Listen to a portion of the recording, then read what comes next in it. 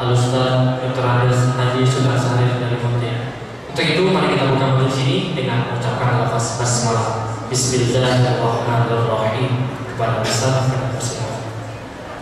Bismillahirrahmanirrahim. Assalamualaikum warahmatullahi wabarakatuh. Alhamdulillah, wassalatu wassalamu ala Rasulillah wa ala alihi wa sahbihi wa mawala. Amma ba'du, qala Allah ta'ala, a'udzu billahi minasy syaithanir rajim. Wa ma taf'alu min khairin ya'lamu Allah. Wa tazawwadu fa inna khairaz zadi taqwa wattaquni ya ulil albab. Shadaqallahu azim. Bapak Ibu qaimun qaimat yang dimuliakan Allah, alhamdulillah kita sampaikan segala puji dan syukur kepada Allah atas nikmatnya yang tidak terhingga.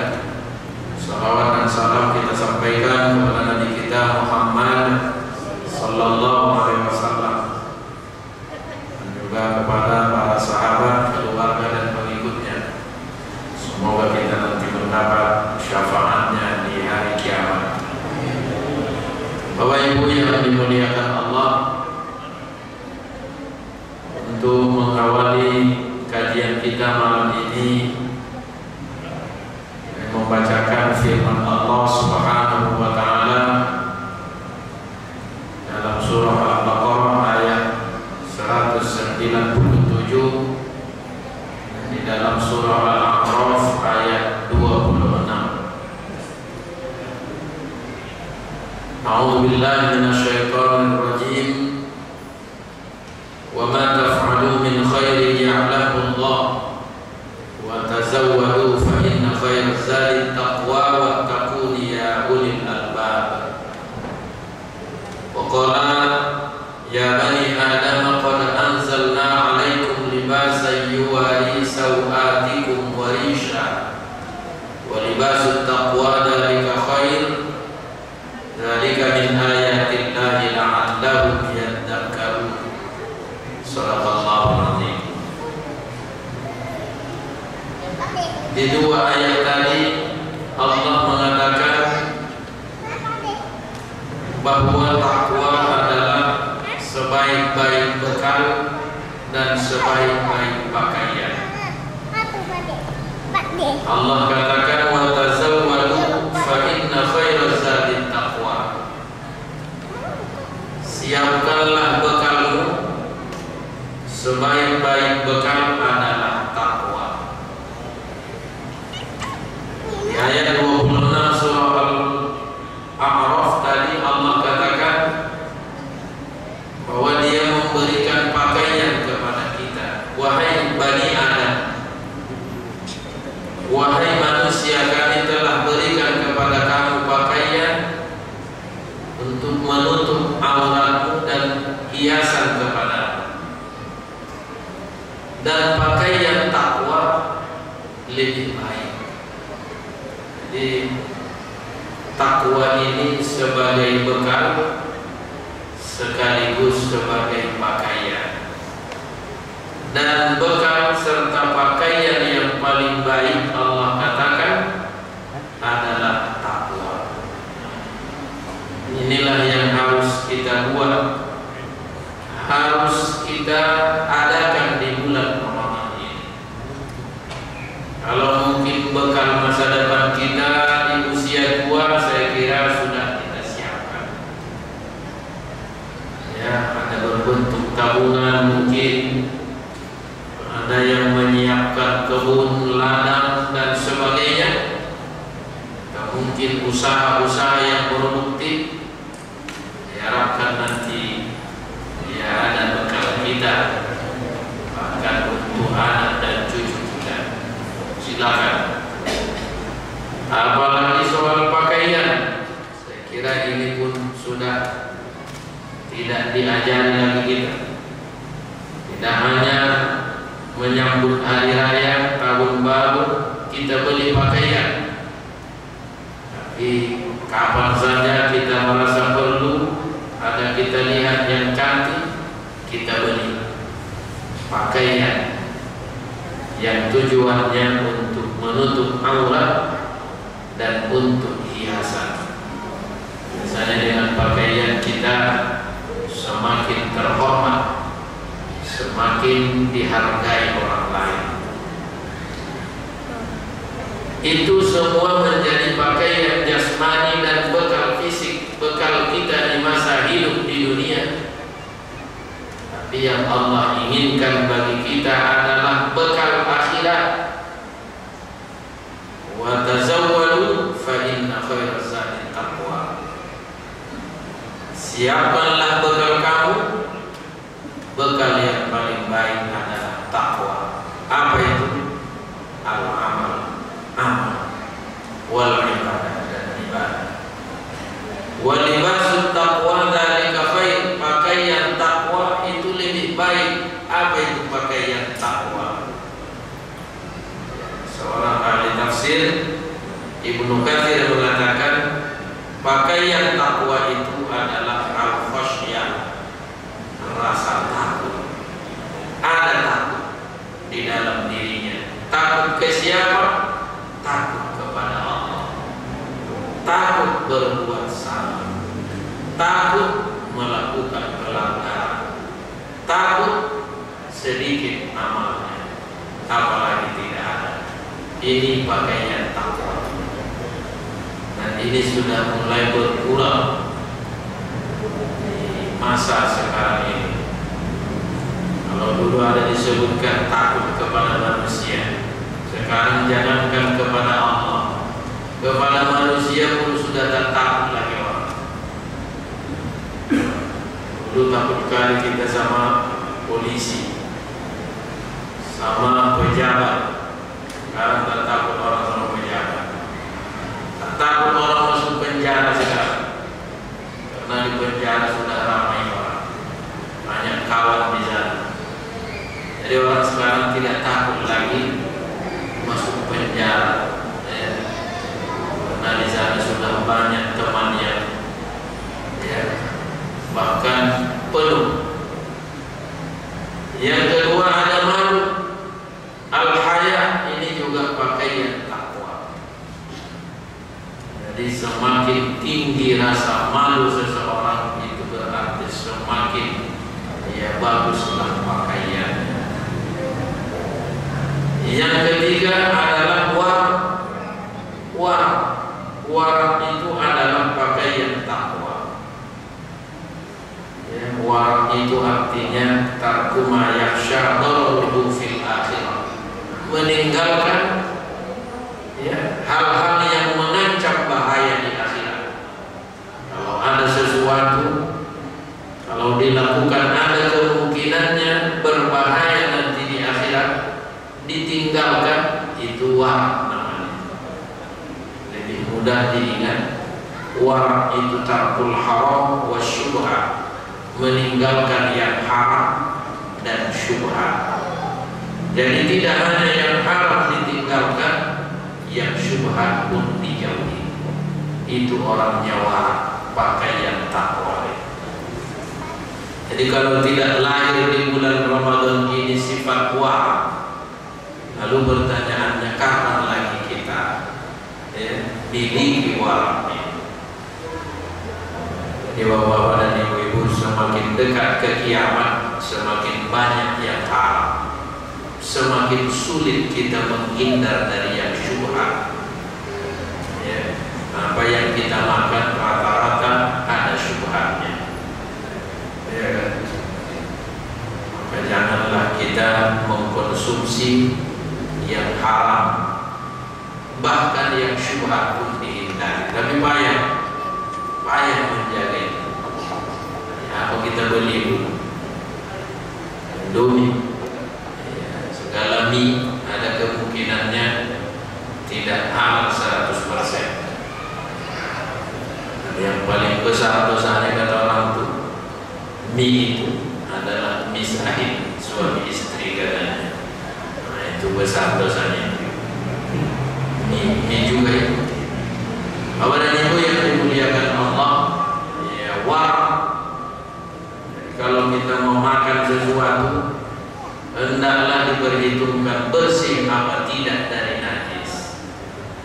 Ya, betulkah uang yang digunakan untuk yang dimakan itu, supaya terhindar dari hal-hal yang syubhat. Kemudian yang keempat, pakaian takwa itu adalah ya zuhud. Zuhud itu juga pakaian takwa, dan inilah yang paling mahal harga pakaian takwa itu. Zuhud itu artinya meninggalkan sesuatu yang tidak bermanfaat, tidak berfaedah untuk akhirat. Ditinggalkan itu zuhud orangnya. Jadi saya selalu katakan, memang pakaian takwa ini berproses ini. Kalau masih muda, pakaian takwanya khosnya, ya ini wajib dimiliki setiap kita, takut kepada Allah. Kalau sudah tingkat wara, nah ini sudah bagi yang tua-tua mungkin bisa memilikinya. Umur 40, 50 itu adalah waranya. Kalau tidak, nah insya Allah zuhud, nah ini orang-orang yang sudah lansia, yang sudah 77 ke atas, akal itu adalah zuhudnya. Jadi dia tidak mau lagi memilih pakaian soal warna atau model. Yang penting sama dia baju menutup aurat. Jadi soal model warna, kalau ada orang tua yang sudah 70 tahun masih berpikir soal warna pakaian, itu kuranglah warnanya pada zuhudnya. Nah, apalagi mau lagi dia kalau seperti perempuan, kalau dia perempuan masih mentato alis lagi supaya nampak seperti apa namanya itu ya, ulat di atas matanya, padahal umur sudah 67. Nah, itu kan tak betul lagi itu ya, padahal sudah tua. Jadi ada datang ke saya bermasalah rumah tangga gara-gara mentato alis. Masa pula sudah hanya katanya masih bertato, kata suaminya, atau alis maksudnya. Nah, karena ada gunanya itu, nah ada lagi untungnya itu lagi. Jangankan yang sudah 67, yang 47 tahun sudah cocok lagi bertato-tato alis gitu banyak. Nah, inilah ya perjalanan hidup kita, harus meningkat pakaian takwa. Yusuf Al-Qaradawi di dalam kitab atau buku yang beliau tulis yang berjudul Al-Ibadatu fil Islam, ibadah dalam Islam, beliau mengkaji ibadah itu tidak dari segi fadilahnya, tidak melihat dari pahalanya saja, tapi melihat apa pendidikan, pelatihan dari ibadah. Kita ibadah di bulan Ramadan capek sebetulnya, ya. Apalagi bagian ustaz-ustaz. Saya tadi bukanya di Iskandar Muda sana, di rumah sakit lah saya tadi buka bersama di rumah sakit mata, ya. Di Sumatera Center apa namanya itu, di Jalan Aben Iskandar Muda. Kan capek gitu. Tapi ada yang kita lahirkan di sini. Ada 3 katanya yang harus dilahirkan lewat ibadah Ramadan ini. Yang pertama, taqwiyatul lirruh, mengkuatkan ruh. Kita ini ada jismun, ada ruh. Ada jismun kita sebut jasmani, ada ruh disebut juga rohani. Jadi ini yang harus dikuatkan, ruh ini. Kalau jismun, tubuh ini sudah kuat ini.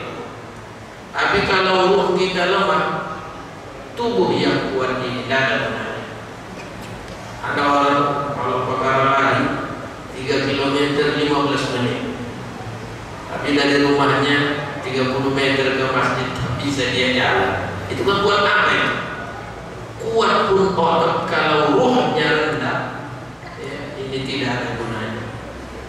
Jadi ruh itu bisa diartikan kemauan atau semangat. Jadi ibadah di bulan Ramadan ini memompa kita membangun kekuatan roh ini. Itu kata ya, Yusuf Al-Qaradawi. Nah, ya khadimal jismi, wahai budak-budak jasmani, kata kita ini ya ada yang dianggap berbudak atau diperbudak oleh jasmaninya. Jadi roh, ada orang yang kuat beramal, padahal kalau fisiknya tidak berbeda dengan kita. Saya lihat di satu kitab, siapa yang mengatakan sholat tarawih Nabi itu 20, itu menurut Nabi sedikit ibadahnya.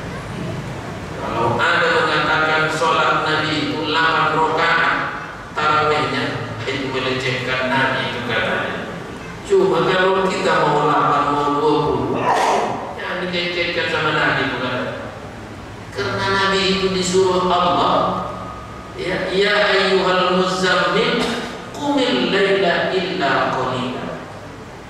Wahai Nabi yang berselimut, berdirilah qiyamul lailah engkau, kecuali sedikit malam yang boleh tidur. Jadi itu ayat. Tidak hanya Ramadan, Nabi itu disuruh Allah ya sedikit tidur, yang lainnya qiyamul lail. Mau berapa rakaat terserah. Kita tidak tahu itu berapa rakaat Nabi itu. Ya, memang bisa saja 20 tak sampai, bisa saja 6 rakaat, tapi sepanjang malam. Tapi kalau yang dimaksudkannya sholat Nabi itu 20 rakaat seperti yang dia lakukan di dekat rumah saya jam 9 sudah selesai, itu melecehkan Nabi. Kalau dikatakan seperti itulah sholat Nabi. Seperti sholat kami inilah yang di Baitur Rahman ini pun jangan dicocok-cocokkan ini kepada Nabi. Iya, karena Nabi itu qumil laila illa qalila, qiyamul laila, kecuali sedikit malam itu yang boleh tidur. Bukan karena menonton bola, Nabi itu tidak ada dulu bola. Itu perintahkan Allah. Saya sampai apa itu tulisan dari Nuruddin Al-Banjani, kita pernah barangkali kemarin itu ya, orang Indonesia gitu, ada kitab kecil tentang tarawih. Ini yang pertama. Yang kedua, tarbiyatul lil iradah. Saum yang kita lakukan itu harus mendidik keinginan, melatih keinginan kita supaya terarah keinginan kita. Keinginan kita ini kadang-kadang tidak terarah, tak jelas keinginan kita ini apa. Kalau hanya ingin kaya, ya saya kira itu tidak ada nilainya di sini.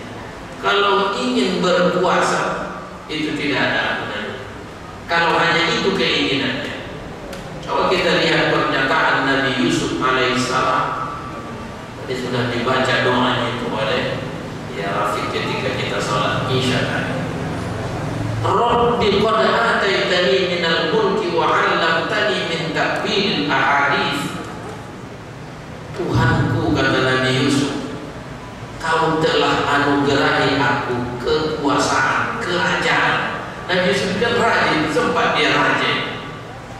Dan engkau berikan aku ilmu mentakwil keadaan. Salah satu keluar biasaan Nabi Yusuf, dia bisa memprediksi keadaan. Tahu dia ke depan. Bukan paranormalnya, itu kan mukjizat itu. Apa dia bilang ketika mimpi raja, ya, soal ada lembu onta kurus menelan 7 onta yang gemuk.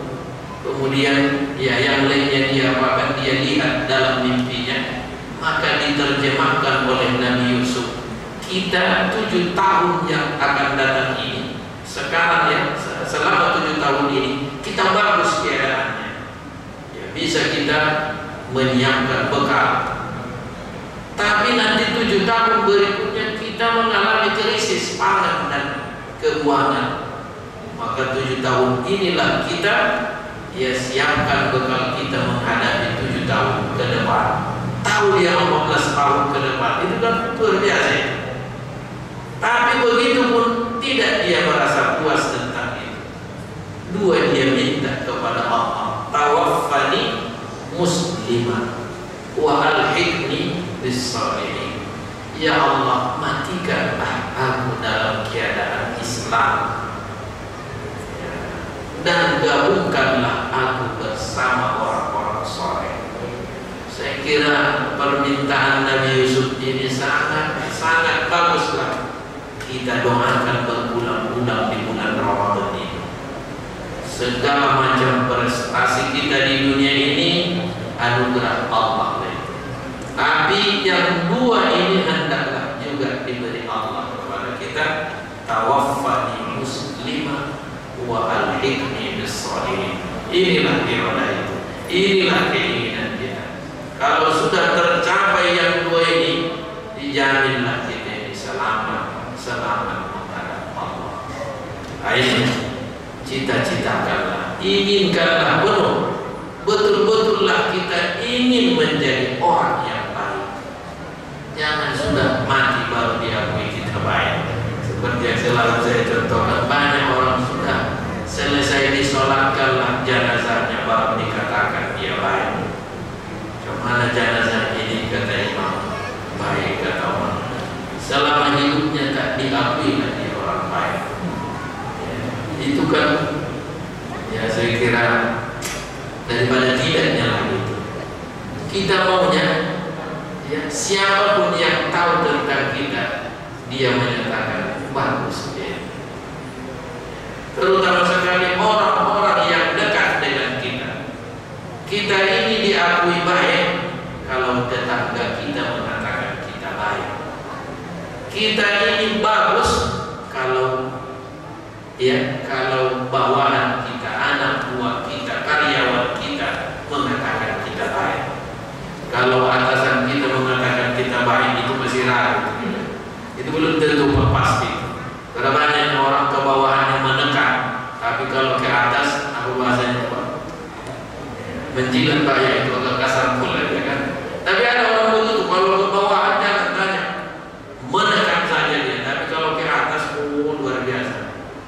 Baru kita dianggap baik kalau orang-orang di bawah kita menyatakan kita baik. Jadi kalau ingin tahu macam mana umpamanya Ustaz Syahid, ditanya tetangga saya. Kalau Anda bilang jahat tentang saya, tak usah diundang saya kemari. Iya, itu garansinya. Tanya ke kantor saya umpamanya. Kalau dinyatakan saya jahat, saya siap tak usah diundang-undang lagi kemari. Ada gunanya itu kita, ya, rumahnya bukannya orang baik kita kepada bawahan kita. Tapi kalau mereka katakan, wah, tidak ada yang kepala kami sebaik daripada Pak Sultan Syahid, saya kira itu jadi ukuran. Begitulah kita. Bukan maksudnya itu saya mau mempromosikannya, tapi itu ukuran. Termasuk istri atau suami. Kalau suami mengatakan ibu bagus, saya kira itu termasuk tanda ibu yang baik. Tapi kalau suami saja tidak mengakui istrinya baik, aku rasa tanda wanita yang tak baik itu. Iya kan? Kalau istri tidak mengakui kita baik, saya bukan menyombongkan, sering-sering saya tanya, menurut udah bagusnya aku ini, entah pandai cakapnya saya ini, baguslah katanya. Tapi masih begitulah jawabannya, baguslah. Belum dapat kita luar biasa. Nah, maunya kan begitu. Aku sangat bahagia bersuamikan amal. Kalau katanya kurasa itu menjadi nilai khusus di mata Allah. Kalau ditanya ke rumah, jadi Rasulullah katakan tandanya kita ini yang baik kalau dilihat pasangan kita, ya memang Rasulullah katakan idza nazartaha, ya, al-mar'atus salihah, wanita yang salihah itu idza nazartaha sarratka wa idza amartaha ata'aka. Kalau kau memandangi istrimu itu bahagia perasaan, dan kalau kau menyuruh dia patuh, itulah tanda wanita yang salihah. Bolehlah nanti jam-jam 3 dipandang dulu. Apakah ada perasaan bahagia di saat memandang istri itu? 2-3 menit mungkin Pak, dilihat dulu. Kalau itu istri yang soleh alim. Ibu pun tengok juga lah. Dan besok apakah memang ada perasaan bahagia ketika melihat suaminya. Subhanallah. Yang ketiga terakhir, puasa itu, saum itu, ya, salah satu targetnya adalah ta'rifun bin ni'am, untuk mengetahui atau untuk yang merasakan betapa banyaknya nikmat Allah kepada kita. Jadi ibadah kita di bulan Ramadan ini agar membangun kesadaran kita atas nikmat-nikmat Allah. Al-mu'minu amikul ahsas bi ni'amillahi alaih, bahwa orang mukmin yang baik itu adalah orang yang tinggi atau dalam perasaannya terhadap nikmat-nikmat Allah kepadanya. Kalau ada orang mukmin yang selalu mengeluh, itu bukan mukmin yang baik.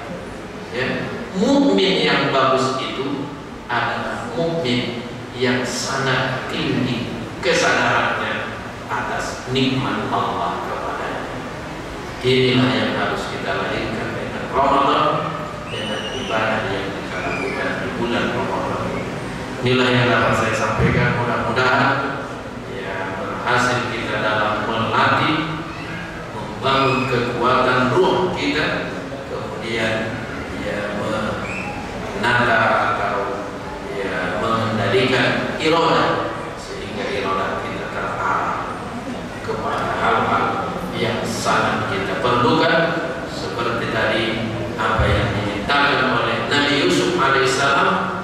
Tidak hanya dia sebetulnya, Nabi Ibrahim pun juga begitu kita lihat, Nabi Sulaiman pun begitu kita lihat, yang masing-masing mereka meminta kepada Allah agar termasuk, agar yang digabungkan Allah mereka bersama orang-orang yang soleh.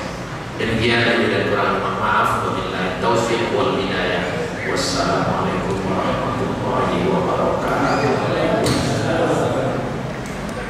Bismillahirrahmanirrahim. Alhamdulillahirabbil alamin.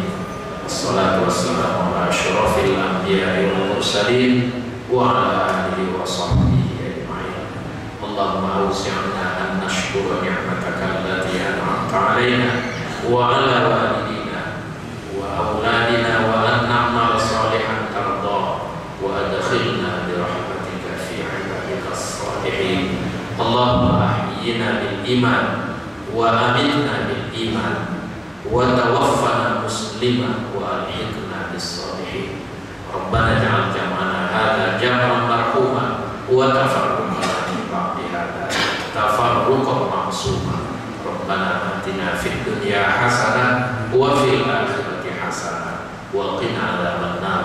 وصلى الله على سيدنا محمد وعلى آله وصحبه أجمعين والحمد لله رب العالمين. تقبل الله منكم.